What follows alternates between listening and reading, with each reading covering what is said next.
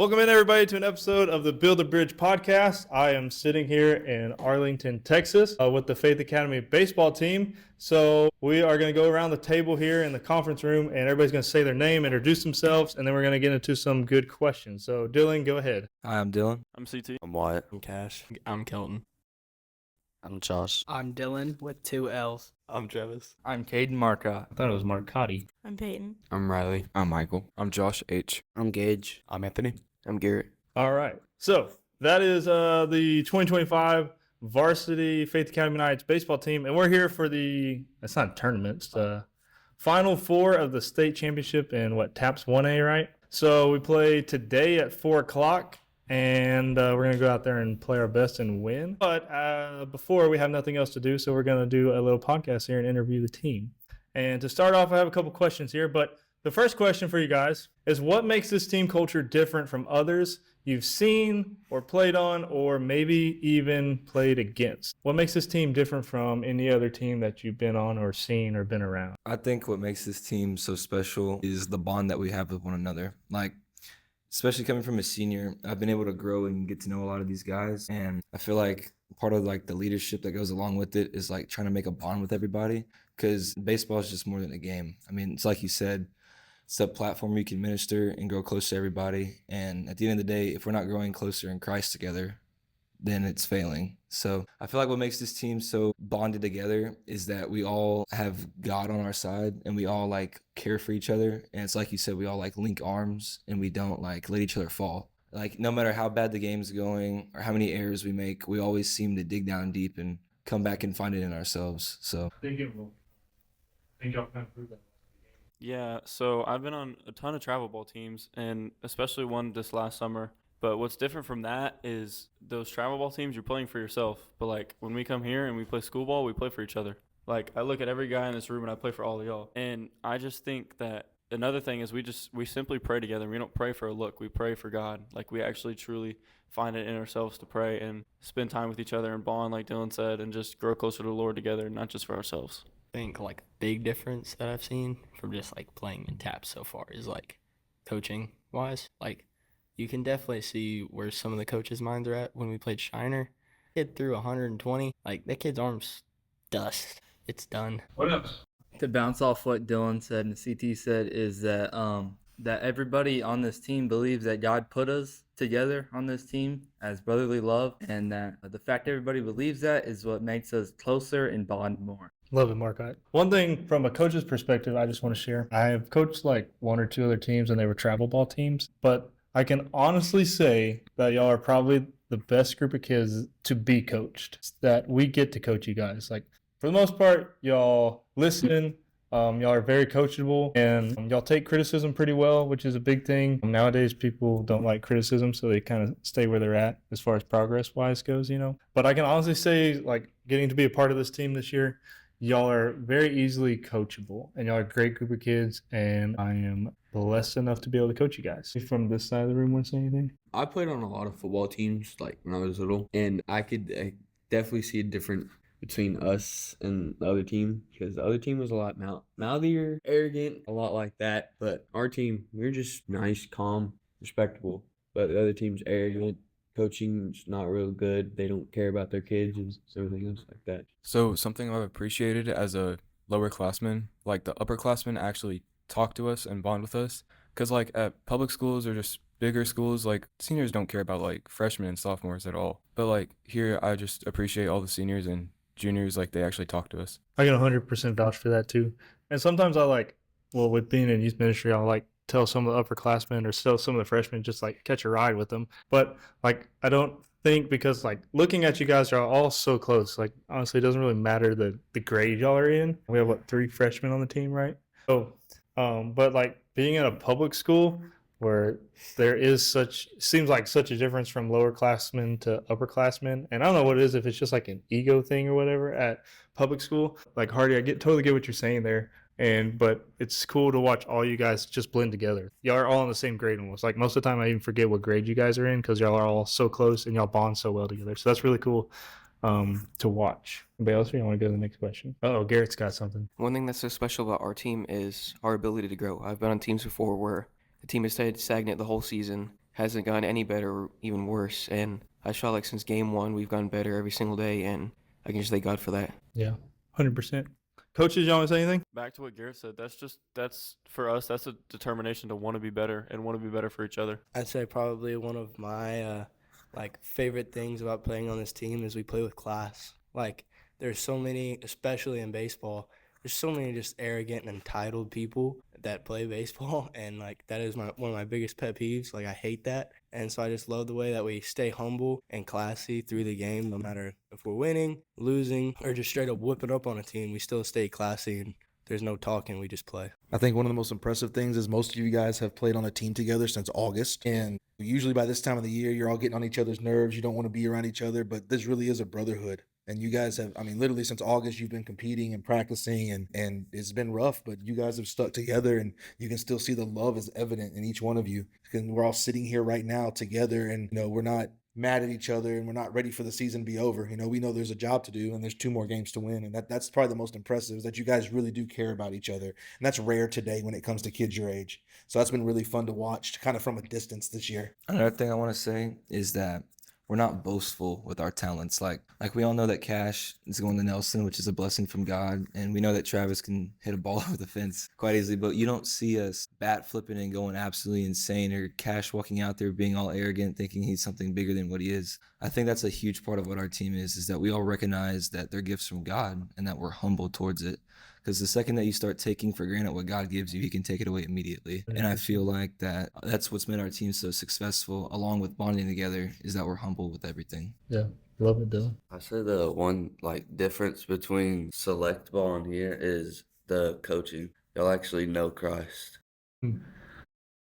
Like most teams I've been on, little league team, well not so little, but all those teams they're all just baseball. They never knew Christ. I mean, I think I could speak on all the coaching staff here, but I don't want to say we could care less if we win or lose, but we care way more about investing into you guys, making sure that y'all know the Lord, helping you go through whatever you're going through and point you in the right direction. I mean, this is exactly why we're sitting right here in a conference room, that we did worship, that we did a little message, and now we're going over this, right? Because we care about you guys. And I mean, I agree with you. I've had coaches that are not great examples at all, yeah, we don't have to get into that. One of the coaches I had ended up in prison. But anyways, great baseball coach and not a great person though. But anyways, yeah, I think I can speak on behalf of all the coaching staff that we love you guys, and y'all are the reason that we do this for sure, right? As Coach Woodley also said. All right, let's move on. Unless anybody has anything else, we'll go to the next one. Cool. All right, so second question here. How do you handle tough losses or mistakes on the field in light of your Christian values? Now, I know we can only vouch for mistakes on the field at this point right now, but we've had losses before, right? We have lost games. You've lost basketball games, football games. It doesn't just have to be baseball, but just coming from a Christian value standpoint, how do you handle those mistakes or those losses? I think just the constant belief in one another that we have on this team. Whether it be, that we are down at the beginning of the game or whatever it might be, just coming back into the dugout and just everyone's it's only a matter of time before we get going. And we know that, whether win or lose, God ultimately gets the glory in that situation. And that if he gets the glory, then that's really all that matters. But just through whether we're successful or not, just the constant belief in one another that this team has is just something really special. And it goes back to, football, basketball season as well. It's just no matter if you're playing a sport or at work or school or whatever it might be, just always having that constant belief in one another, I think it's what's kind of pushed us to this point and being so successful. I say the one thing, the way I handle it probably wasn't the best, but I definitely got away from people. I was not trying to talk to people. Instead of looking at mistakes and losses as a bad thing, you could look at it from a different point of view as a good thing, something to learn from and to get better and fix. And so if you just stay humble and look back and just take that moment to learn from and just get better, it'll help you succeed. I know during football season it was pretty rough for me because I did not like watching the film because I could just see everything I did wrong. It was just terrible. And then you get lucky every now and then. Coach Carter wouldn't see it. He would roast you if you did it. But it definitely helped me get better. Constructive criticism. Yeah. It definitely helped. I feel like the main thing when it comes to mistakes like in the game is your thought process to it. When you make a mistake, it's easy to be like really upset in the moment. Like if you make an error in the field, it's really easy to be like super upset with yourself, like just like being mad. But then when you stop and think about like, all right, why am I mad right now? Well, it's because I wanted to help my team out and I wanted to be better for my team. Okay, well then like what's the next like what should be my next steps? We forget about this and be better. So it's like being able to think about the mistakes that you had and then like realizing like just like the sole purpose of what you're doing right now. So like yeah, when you make this mistake, realizing that being mad at it for only for like a short amount of period is probably going to benefit you most, but then realizing like all right, I'm gonna come back, I'm gonna make up for this, and like going from there rather than like staying on it. And then of course like Marcotte and Kelton said, just like use that to grow and learn. So I feel like that's where the main thing is when handling mistakes and stuff on the field. One thing for me is pretty similar to what Travis just said, but like for example, if you're at shortstop and you make an error and you already have one out, and you get a ground ball and you boot it or whatever, it's really important for me to not focus on that play that I just messed up, but more focus on like what can you do to make up for it, kind of, if that makes sense. And so like if you're still focused on that, and then the second baseman gets a ground ball and you have a chance to turn two and get out of the inning, but you're still focused on that error, you might, bobble a transition just a little bit, just enough to make him safe at first. But if you're looking for the next way to improve and the next way to make up for it, then you're gonna turn it quick and you get turn two and you're out of the inning. So it's like basically like Travis said, just don't focus on what just happened and more focus on what you can do next to be better. Yeah. Just another thing is, I think the leadership on this team and like being seniors, juniors, coaches is just really good, and just the mindset that we always have to give God all the glory and everything is really good, because when you think of that and you think of giving God the glory, you don't think negative things, you think positive things. So when you always have that in your brain, automatically positive things will come to your brain. Hopefully that'll help you, move on from that past mistake or that loss, and just get back where your feet are. Yeah, to kind of feed off what everyone's been saying, I've always been told my life, try and find the good out of every bad situation. I mean, I feel like a lot of the times it's like how you perceive things and what your perspective is of it. Like, sure, you can make an error and you can say, oh, I'm just the worst baseball player ever, this, that, and the other. But if you look back and you take a different look at it, you can say, okay, I messed up, but I'm gonna be better next time. And I'm gonna help my team. And I feel like that goes on throughout the game of life, because God's gonna give us trials and temptations, and He's gonna test our faith. It says in the Bible, and it's all about the perspective that you have of it and how you want to perceive to be better every single day. I live by a quote, and it's strive to be better every single day, no matter how hard it is. So if you're trying to get better every single day and try and see the good in every situation, I feel like it turns out a lot better, and it's what God wants you to do. Yeah. Go ahead, AB. It's also like another thing. I feel like mentality is a big thing on the baseball field. Like if you like have a bad mentality going into like, oh man, I just messed up, like it's gonna just like kind of psych you out, and just think. And you also need to have like Jesus like with that. If you have like, let's say you like mess up, you're like, oh, I don't want to like mess up the rest of this. You can like have like a little prayer to God and be like, ask Him to help you. So I feel like mentality is also like a big thing. Yeah. On the baseball field. So like I hear a lot talking about, making mistakes and stuff on the field. So just another like side question here we can go into. Like, what do y'all think would be like an appropriate timeline to like that you get to like be mad and then forget about it? Like make the play, you get 10 seconds to be mad, then you have to move on, like 5 seconds till you get back to the dugout, the whole game. Like, what do you think? Probably, I say maybe 30 seconds, or if it's like the last out, probably until you get into the dugout. Okay. Like I feel like if you Like while you're running there, yeah. Okay. So I mean, like let's be real. Nobody is gonna do something bad and they yippee. Let's be real. Nobody's gonna do that, right? Everybody's gonna be mad, get angry. So like let's just think of like give yourself a certain amount of time, nothing extravagant, nothing long, right? Go ahead. An appropriate time for me is, say I'm the third out on a strikeout or something, and I play short, and so it's after that first throw you get in the infield. That's when you can do that as hard as you want, and then you can be fine. Yeah, I'd just say it depends on how severe the mistake is. Yeah, like if you're like the third out, bases loaded, then like you get to like the whole next inning type thing. But of course, like if you're out, like if your error puts a person on and then y'all turn in double play and your error actually means nothing, or even if like the person that you put on because of your error didn't end up scoring, then like you have like maybe not that long, you know. So it all just depends. But now honestly, like it shouldn't be that way. Like just put it away, because like back to what we said, just like mindset, you can't let that like distract you. But like as long as your anger is fueling you and not distracting you, it's like I feel like that's where like that when you pass that line from fuel to like distraction, then it's just like, all right, you need to cut it off, type thing. So kind of like Travis said, like anger does not fuel me. It totally just distracts me. I have to play with an even head or I suck.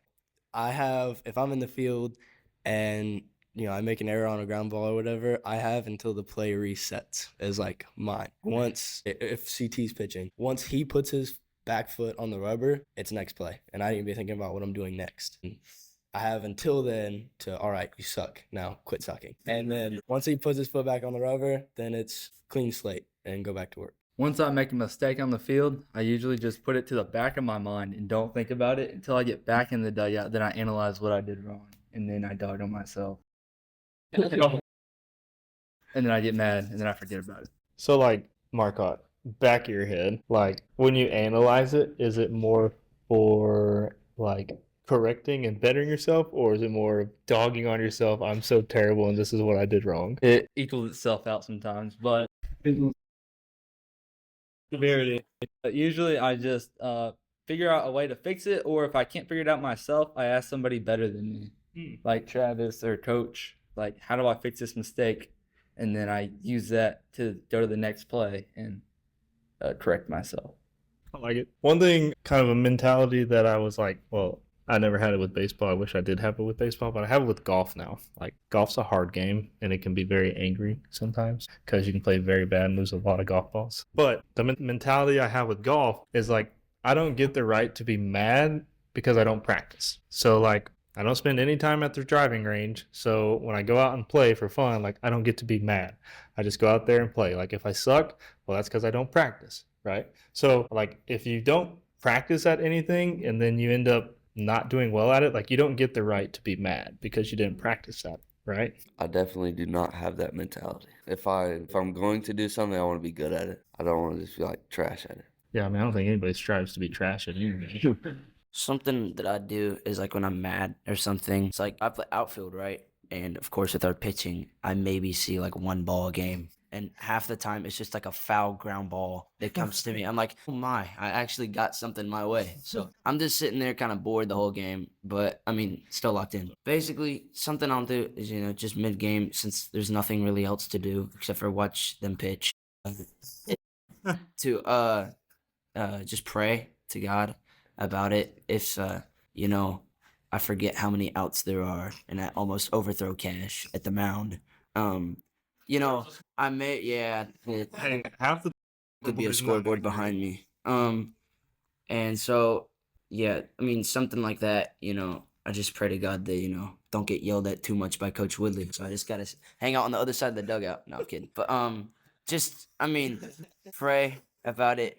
Be like, like you said, help me forget about it. And just move on to the next thing. Something that Coach Drop said that I still remember to this day is, it was like our first summer like football scrimmage kind of a thing where we went and played that. But Coach Drop at the end of it, I think maybe we lost or something, but he was like, be a goldfish mentality. Goldfish, they can't remember much for very long. So always just, if something bad happens, just forget about it, move on to the next play. And if you do that, you'll be fine. But if it, hangs around, like Cash was saying, that can lead to more problems and more mistakes that ultimately will just make you more mad. Yeah. I mean, it's just like what we were talking about in the message before this. Like, forget the past, what Paul says in Philippians, forget the past and press on to what lies ahead. So that's a great mentality. I think it all lines up together. Anybody else got anything they want to share? Okie dokie. All right, next question here. So how has being on this team shaped who you are off the field? That's a good one.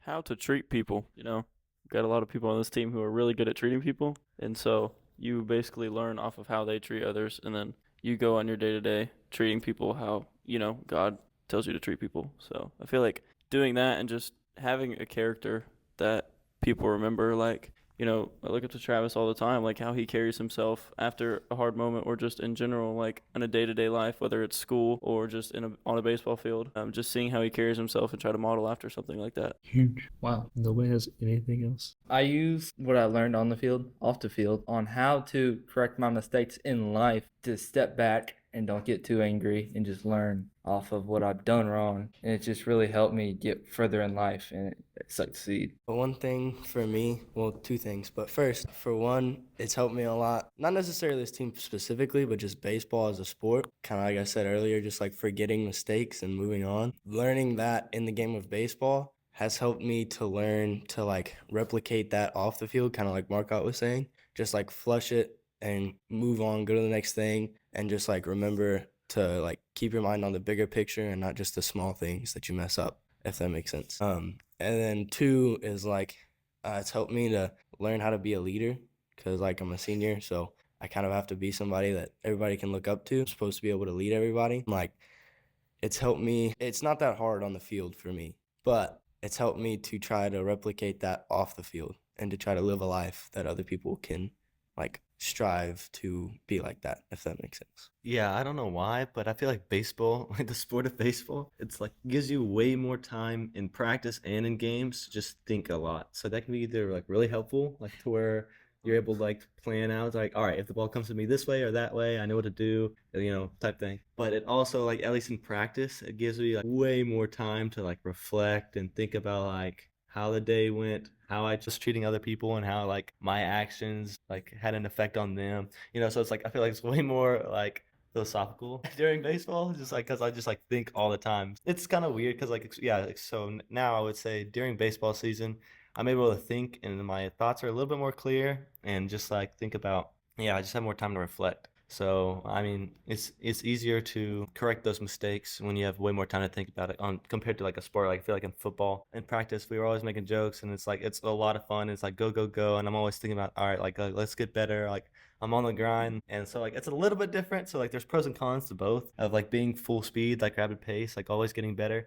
But then also in baseball, being able to like flip the switch to where like, if you're not in the moment right now, but being able to think about like other things, I don't know. So back to the question, how has being on this team shaped who you are? I would just be able to say is like been able to give me more time to think of who I am as a person. I could be better like for the team in sport. Definitely like stepping up and being that guy that everyone needs in the moment. I don't know how to describe it. It's just like you know what to do in the moment, and so you're just that guy.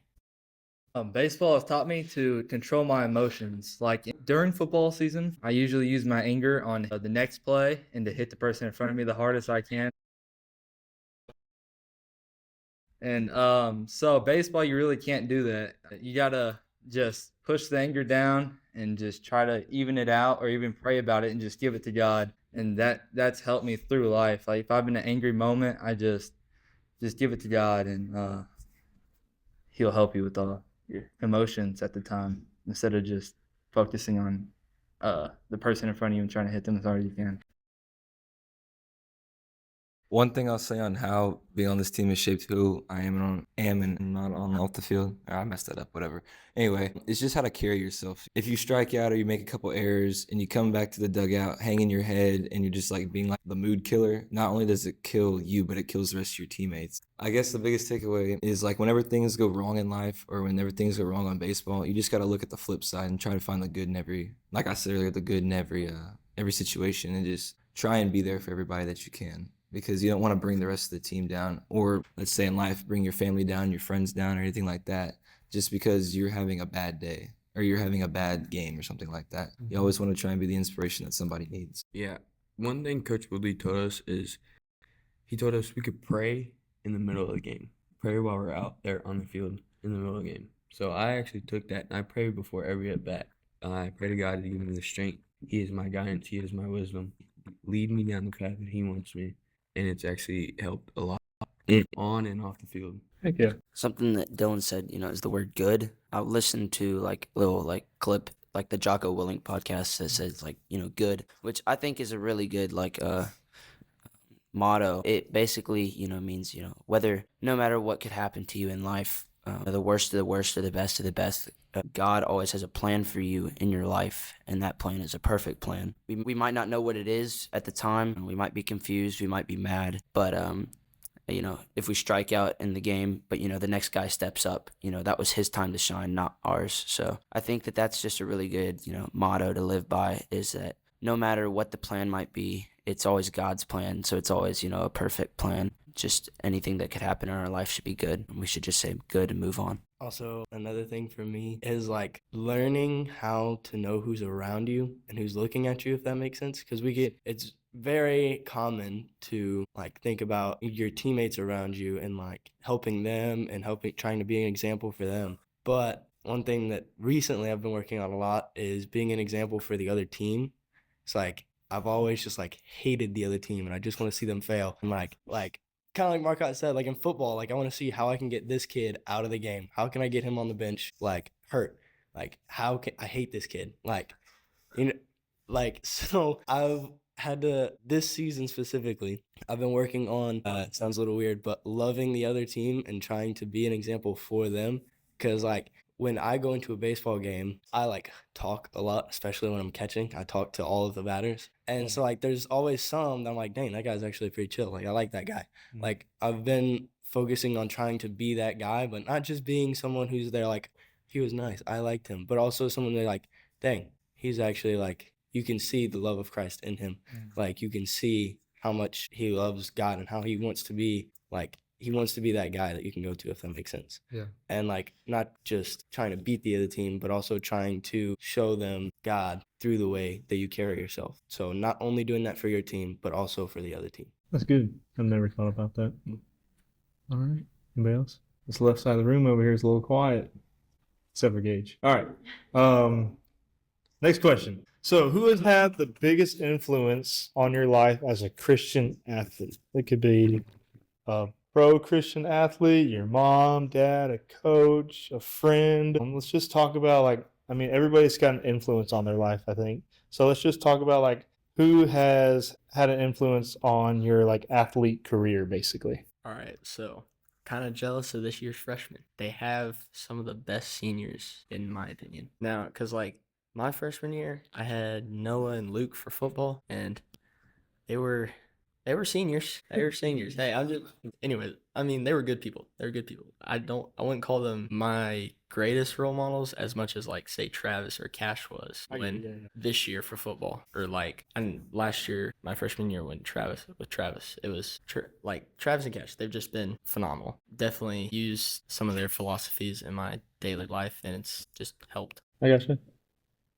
Well, I definitely say the biggest influence was probably Travis. Definitely starting from 6th grade, not really. I knew Christ, but I didn't know who he was, if that makes sense. Yeah.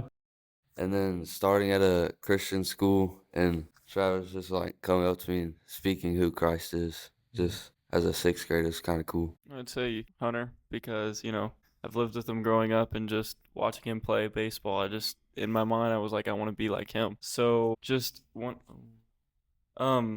modeling who you are as a Christ follower and then amplifying that on the field. But you've also been through the same struggles as a pitcher as I have. So just asking you, picking your brain for how I can go about things like that and just how I can be a better example of Christ on and off the field. I don't just have one influence. It's more like everybody's an influence on me, because everybody shows their love for Christ in different ways. And I learned from that, and I just use everybody around me to shape the best Christ lover as I can with myself.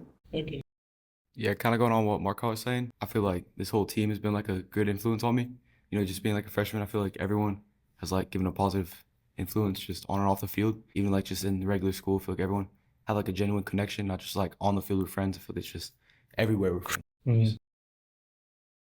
I feel like the biggest influence on my life as a Christian athlete has been the coaches that we've had, because of how caring and loving they are towards us. I mean, there's not a day in football that Coach Carter wouldn't ask, hey, are y'all doing okay? Do y'all need something? Hey, if you need dinner, I'll pay for your dinner. And same with Coach Willie. He's always asking if we're okay. and if we need something, and it just goes a long way. I mean, whenever you know that a coach genuinely cares about you and loves you and wants what's best for you, it makes your job a whole lot easier, and it just strives you to get better. To say like a specific person, I'd probably say Travis, because we've been best friends since kindergarten, and through our ups and downs of all of our friendship, he's always pushed me to be better, and he's always pushed me to be not just better on the field, but be a better Christian. And I could say the same for Cash. Cash is always pushing me to be my better self and to always grow more in Christ. And I just thank y'all for that. Probably for me, it's been the seniors. Like, they've been my best friends since probably my 5th grade year. I've been in sports with them every year, and just like watching them grow like as a person and in Christ has like influenced me to like be better and be like them. I'd say obviously like all the seniors and juniors, like going to Uvalde and all of that. That was really great. Just worshiping God out there. Seeing CT, encourage me, and hopefully I encourage him too. Dylan texting me every day, encouraging also me and all the other seniors, Travis, and even, if I'm having a bad day, asking, what's wrong and if they could help or pray for me.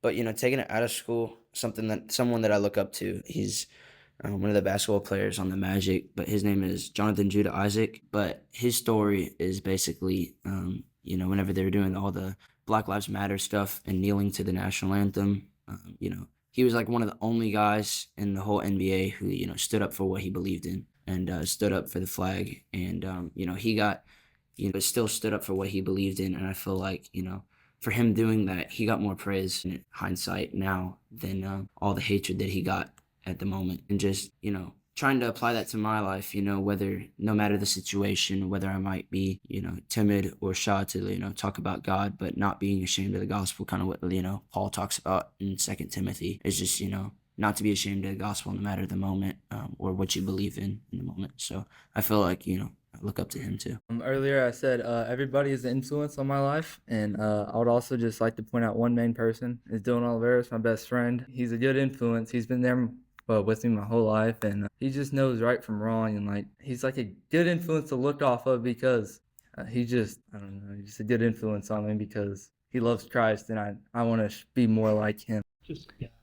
For me, like my fellow seniors and some of the juniors have been like really good, like iron sharpens iron friends that are like right there with me. So that's been like really encouraging. But I have a lot of people around me that are older than me that I look up to. But to kind of narrow that down to just sports-wise, I have like 3. I can't really narrow it down to just one, but definitely my top 3 would be my cousin Caden Knight, my dad, and Hunter. Y'all have been like crazy, awesome influences and great examples of how to carry myself and just be better. The people who I feel like are the biggest influence, especially for me, is the coaches. They're not just coaches being paid to coach. They're, especially as like a Christian coach, they're like true. It's like a true personal connection, and I really appreciate that. To go off what Garrett just said, like the coaches, as well as like the whole team, they make me want to like improve. Like honestly, before like I played on this team, I was kind of like, I just kind of came to play but didn't actually want to improve. But like this team has really wanted to make me improve. So I thank y'all for that. Yeah, I wouldn't say it would be like a single person, but it's definitely just like between like my family and just the people that I'm surrounded by that really love me. Like I'm able to take that love and just like realize that kind of like what everybody else been saying. It's like they don't need to do that, and like this love and like the time that they're giving me and everything that they're giving me is like completely out of like their heart and out of like the love and desire for their desire for me to get better. So it's like, and then I was able to kind of just like throughout my life just not only see that, realize that, and then also learn to have that love for like other people. And like it's kind of crazy to hear like just like everybody talking, and like it's hitting me hard right now, like the influence I've had. And I don't really realize it, but it's just like I'm trying to, just hearing everybody's answers and also thinking about the question, I'm trying to think of like where it's coming from. And then when you track it down, I say it's from like the people around me that like love me, but then that love comes from God. So there's like all results from there. Like the love that they have for Jesus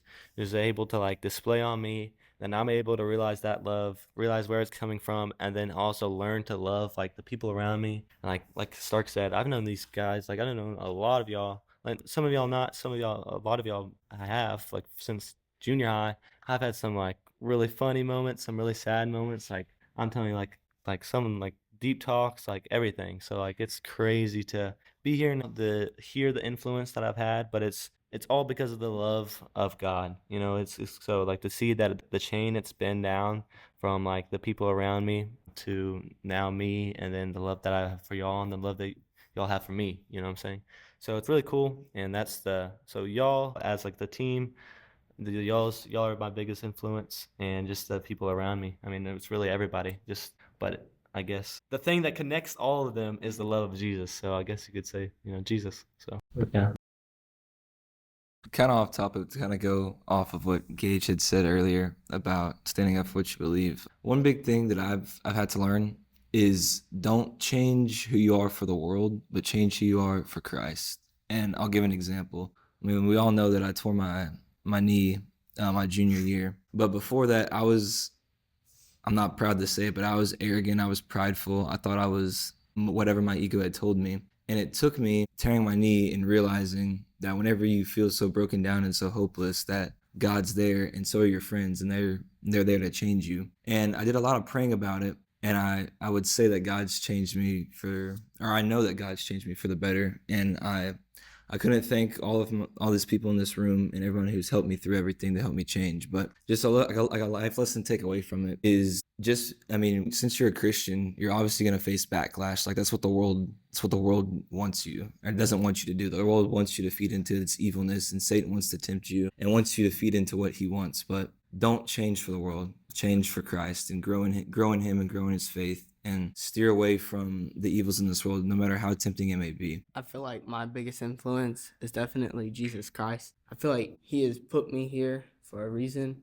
like surrounded with all these amazing people like y'all guys. And I feel like he's just like, there's a reason for everything. Everything happens for a reason. And I just feel like he's just made me who I am today, and to be here with y'all guys. And I just feel like that's just the biggest influence I could ask for personally. I'm just so grateful. Yeah, no, that answer's perfect. And just to go back to what I was saying, is like, yeah, I don't want to feel like I was cutting anybody out there. Like, because of Jesus, I have y'all, and like y'all are so important to me, and y'all are the biggest influence. You know what I'm saying? So it's like it all ties together.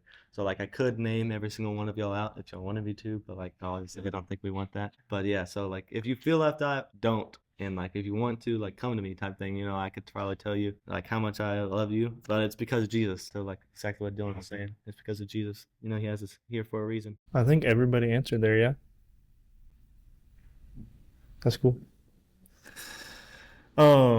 Let's see, where are we at on time? Michael, you want to go? Go ahead, Michael. Come on, you got it. So for me, big influence is my mama. She's always there for me, and she wants me to improve in everything I do, especially playing in sports. And then Tim Tebow, he is like the biggest one, especially when he played in college. Like I can see how much he loved Jesus while playing, and yeah. He's got a cool testimony in college. He's like really cool Christian athlete to watch. I'm sure y'all have read all about him. He's a cool one to go. But I mean, so just like me sitting here listening to all y'all's answers is like, how amazing of a group of guys are sitting right here. Like, I know probably the parents sitting here, they're just like, I don't know, maybe shedding some tears or something back there. But like, how amazing. I mean, I just want to say what's going on. Like, how amazing is it that y'all have a group of guys like this that you can lean on, that you can lock arms with, that you can grow with? I think that's another thing that just makes this team culture and this team in general just so special, like we were talking about on the first question. But let's go to the last question here. And I want everybody to kind of talk on this one too. And maybe give some like real life examples of maybe something that's happened. And I'll start it. But the question is, how do you support each other, not just as teammates, but as brothers in Christ? Directly affect you guys. So like my heart after you guys, I don't want to do anything that's going to affect you guys. So like, thank you, Coach Woodley, for helping me reel it in sometimes there off first base. But anyways, what do you guys have for maybe a time or like personal testimony that one of your teammates has helped you get through something, or, supported them? Y'all can think a little bit. How do you support each other, not just as teammates, but as brothers in Christ? I think there was one time, so the Andersons, they always help me out with like just anything I need. And there was one time in particular, I was like going through a hard time, and just randomly CT shows up to the house and picked me up, and we just went and hung out at their house. I'd say probably one of the biggest examples I could give was, like I said earlier, whenever whenever I tore my knee back in junior year. The amount of calls and texts and everything I got from everybody asking, hey, are you okay? Hey, do you need anything? The amount of people that came over to check up on me and everything. I mean, it's really special. Think real hard. I'd say, whenever I'm going through a hard time, no matter really what it is, I could talk to, anybody in the room as far as teammates and everyone goes. But someone that I've probably talked to the most is, Dylan. Anytime, that I really need like something, he's always there, asking me. And sometimes I don't even say anything to him. He's just like automatically knows. But just I feel like, I've grown closer to him, over the past 2 years. But, I could just talk to him about anything. And that goes to like almost everybody in the room here. I'm just feeling comfortable talking to everyone about anything really. But just, this team as a whole in general is just very good about, like you were saying, locking arms and not letting anybody fall down. Just, staying together. And if someone's going through a hard time, everybody comes by their side and helps them. So I feel like that's one of the really great things about this team is that there's no link holes. Just everyone's together in everything that they do. I'd say like an example for me is like last year, every single Wednesday, Ash would just take me home and he take me to youth with him, and it's just something like so small and like you might not think that it's like that I like inconvenient or whatever, but it's just like that meant so much to me, like being able to go to youth and having someone who wants me to go with them and stuff. It just means a lot. To just tell one of your teammates or your friend how much they mean to you, just like randomly just tell them how much they actually mean to you and what like impact they have in your life can go a long way. And I feel like if that we've been pretty good to communicate that to each other, and that's just that's why we're so close, and we just love each other because we know how to communicate our feelings for each other. I mean to say guys have feelings. What? Deep down inside, yes. Anybody else? Yeah, I feel like it's hard to put it to one moment, but yeah, just like being able to like to even what making a small like for some people it's different, like how they respond to like bringing each other up. Like for me personally, like this is nothing towards like anybody who's ever tried to bring me up. Like when I get back in the dugout and they're like, "Hey man, you're good. Like it's okay." That makes me more mad. So like you can't really put it to like that one moment where it's like, "Oh hey, everybody told me like it's okay after I struck out." But I think it is a combination of like, hey, nobody's mad at you. Like you're gonna do better next time. Like I trust in you type thing. And but also kind of like Marcotte says, just like the love, like just being able to like to either tell other people like hi in the morning or even like bye at the end of the day, just like, hey man, I love you type thing. And it's just like it's not anything weird, but it's just like it's real like love, and the connection is so strong there to the point where that is the support that you need. You know what I'm saying? So it's not just like it's really hard to put it in one point, but just the relationships that we have, so like that's enough support to just know like in the back of your mind, like, hey, like these guys are here for me if I need anything, and just like that like insurance that you have type thing. So kind of like Travis just said, it's not necessary. I can't really think of one specific time, but just the fact that I know that, I mean, I can name like 10 people in this room right now that I know I can call at 2 in the morning if I'm struggling with something, and they'll pick up and they'll do whatever they can to help me. They'll, like they'll drive to my house at 2 in the morning. Like just knowing that you're not alone, and like how a lot of the guys have showed me that like, they're not going through whatever it is on my own, and just that they're there for me has been like really awesome, because I feel like it's something that a lot of high school kids deal with is like feeling alone. But I feel like here we do like a really good job of making sure that nobody's going through what they're going through alone. So, side question, Travis, just from a coaching's perspective here. So, when you do strike out or do mess up and you're coming back, do you want us to like tell you you're terrible, you suck, like get back out there? shout out to Coach Wade. He does this quite often, so he already does that for me. I mean, I want you to tell me that I suck, but I would rather just nobody say anything. Sometimes that happens anyways. There's like that one person that's brave enough to say something nice, and I respect it, but it's just I just don't like it. You know what I'm saying? Yeah. So silence is always good. That's what usually happens anyways. But then you got Coach Wade every once in a while that tells me I suck. But that strives me to get better. It all works out in the end. So we're doing good. We're here. Yeah. Also, shout out to Marcotte's YouTube channel, Caden TV. Caden MTV with a Y. Caden with a Y, MTV, subscribe. Hasn't posted in a hot minute, but he's gonna hop back on to get some quality content. Put it in the description down below. Y'all want to see some good frog gigging videos? Go check out Caden's YouTube page. Yeah, this And catch and cook. this episode can be sponsored by Caden MTV. So shout out Caden MTV for this one. So I want to just like open it up to everybody as well, but still with the same question to Travis, like, because I'm genuinely concerned. Not concerned. Yeah, I'm concerned. Like, what would you rather us coaches do, like, when you don't do good? Like, when you just see it on your face, like, do you want us to, like, punch you in the gut, trip you, or just, like, what? Say nothing. Silence, like Travis said? Yes. Okay. Do not tell me to get out of my head because it's just going to make it worse. Because then I just get really mad at one of the coaches. It's just like, let me be. Because over time, I start talking to God and then things get a lot better. Well, when you have a dad that said you suck like actual rat, it kind of tells me that I do and I need to work better and I need to get better. So, Bales want to input on that one? Just make fun of me and then tell me how to fix it. Like, make you laugh and then, tell you how to fix it. I like it. I've always been generally, like, concerned what to do in those situations because some of y'all will be looking very, very mad and I'm like, just like pat you on the back or something. So a lot of the infielders know, like when I'm pitching and I get really mad, like they can hear what I'm saying. Just laugh at me because then I'll start laughing at myself and then everything's gonna be a lot better. Talking to yourself. Yeah, we played St. Joe's this year and it was the last out and I was just talking to myself and I was like, I'm a dog, I'm a dog, I'm a dog, and then I nailed the dude. So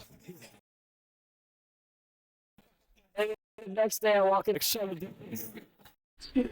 and I'm trying to write a curveball and I couldn't. That one went off the charts too. That was not gonna read. Man, well, does anybody have anything else they want to share? Favorite memory, or anything? Or are y'all ready to take a nap? So for your side question, for me, I just want to know what I was doing wrong and how to fix it. Solid. I have a memory, but it's not from baseball. It's from PG. Let's hear it. It's from my 6th grade year and Travis's 8th grade year. It was like second day of practice, and Coach Carter matches me and him up. I was like, all right, he doesn't look that big, and I got rocked. I've never respected anyone more. Oh, that's funny. There's a reason I don't play scout offense. Just saying. Alvarez, you got that one. I do have a memory. It's from football. I was itty bitty, and they put me up against a 6'3", 332-pound offensive lineman from Brenham on the varsity squad, and he laid on me, and I could not breathe. No, it was he went to Brenham, and then he committed to LSU. Oh, you did.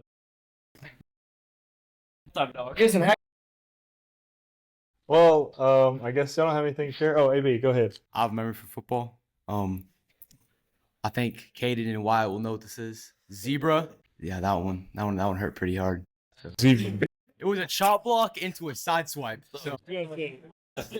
Hold on. You're gonna have to go into a little more depth there.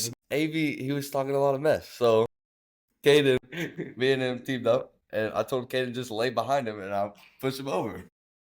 Caden laid down, and I just fell on top of him. It was like a domino effect. You got Caden going up the knees, and then Wyatt coming up the side, and he was like, AB, remember when you crashed out at High Island and I had to stop you from throwing your helmet to somebody? Are you Miles Garrett? I like to say I held you back. I hope you respect me for that one, AB. The quarterback should not be trying to hold a lineman back by trying to throw a helmet at someone, bro. Kind of speaking off like what Wyatt said about kind of being humbled. I remember this year actually, like control. Probably 2 weeks ago, we was doing live at bats, and then Dylan was right in front of me. We were facing Cash, right? So he got like contact. I forget. It was like maybe a ground ball to second base. He was like, okay, Dylan just got back. I mean, he hasn't taken a ton of swings. He got contact. I'll be fine, right? So I was like, and plus he said he's not throwing that hard today. So I was like, okay, I should be very fine. I'll definitely get contact. I think I maybe got sorted like 5 times in the same at bat. I never felt more helpless in my life. I was throwing at 75% effort. Gosh, dang it. You didn't talk about that the rest of the practice. Man. Well, guys, this has been a blast. I'm glad we did this, and it's cool to see all you guys open up and talk about the team, how special this is. But to close out our episodes, usually we pray. Does anybody want to take that? Gage, you got it? All right, Gage, go ahead and close us out.